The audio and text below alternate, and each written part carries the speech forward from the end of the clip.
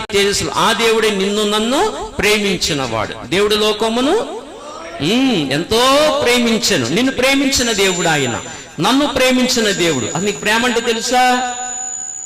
ప్రేమ అంటే నిన్ను ప్రేమించిన దేవుడు. ప్రేమ ఆయన నుండే నేర్చుకోవాలి.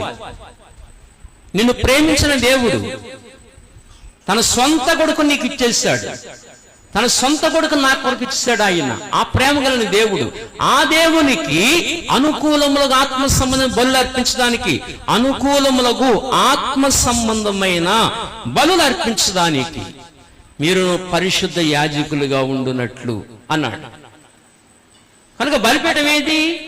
ఇది. కనుక మన అందరం కూడా ఆత్మ సంబంధం బలులు అర్పించడానికి మందిరంగా కట్టబడ్డాం. ఆత్మ సంబంధం మందిరంగా కట్టబడ్డాం. ఏది ఆత్మ సంబంధం మందిరం? ఏది? సంఘం. సంఘం. మనందరం దేవునికి అనుకూలములకు ఆత్మ సంబంధమైన బలులు అర్పించడానికి సంఘముగా కట్టాడు మనందరినీ. మీలో చాలా మంది ఉపవాస ప్రార్థనకు రారు. ఆ దేవుని ప్రేమ మీకే తెలిసే కది.